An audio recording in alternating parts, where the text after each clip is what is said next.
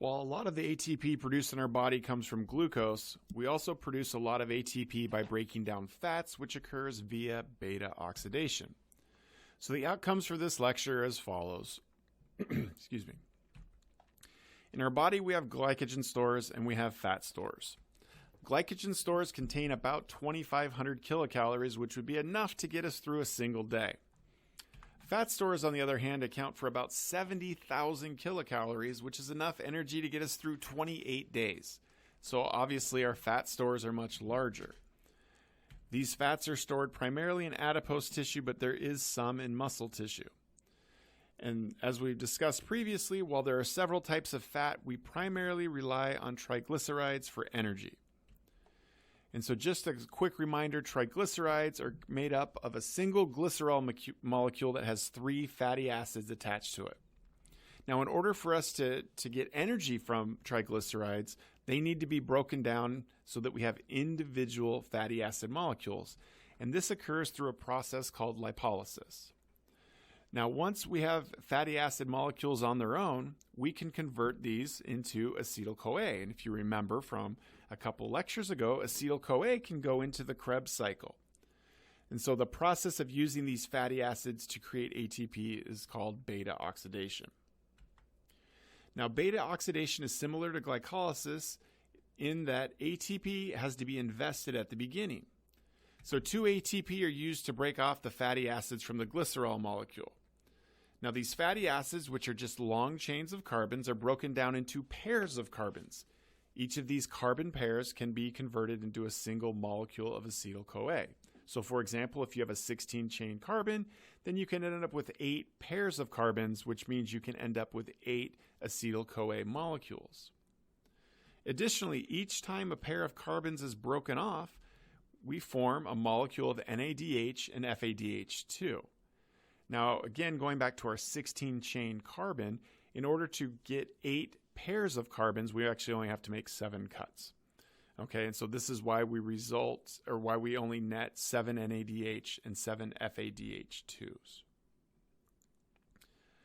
Now, the problem is when we do this process, when we go through beta oxidation, breaking down these fatty acids requires a large amount of oxygen.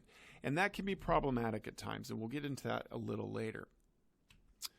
Now, as we break down fatty acids, as we've said, acetyl-CoA is produced, and this is going to go through Krebs cycle in the same manner as glucose. A single turn of Krebs results in the production of some ATP, some NADH, and some FADH2.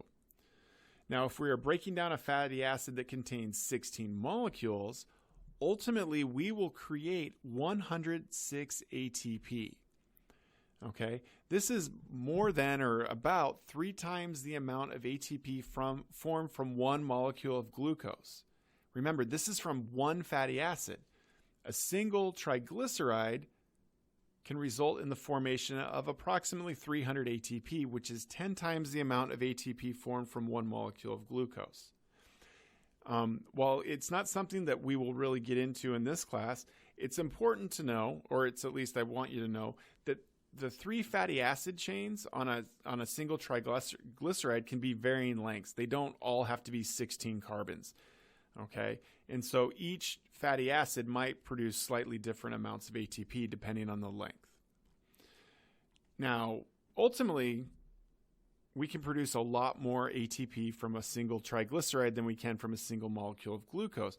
However, as I said previously, it's expensive to break down fats from an oxygen perspective. It requires a high level of oxygen for each ATP that is produced.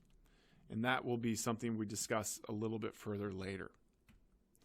So finally, I want to mention protein. And so as I discussed in the first lecture of the week, we use very little protein for energy. Proteins, as you recall, are made up of amino acids, and these amino acids can be converted into glucose, pyruvate, or acetyl-CoA. All of these things can be used in anaerobic or aerobic metabolism. So while we don't rely on proteins for energy, they do produce a similar amount of ATP as glucose. So to help review, see if you can answer these 3 questions. Describe the structure of a triglyceride. Explain at a high level, Okay, meaning I don't need you to dive down into the very specific details, but how does beta oxidation occur? What's going on that allows us to create so much ATP? And explain how proteins are used for energy.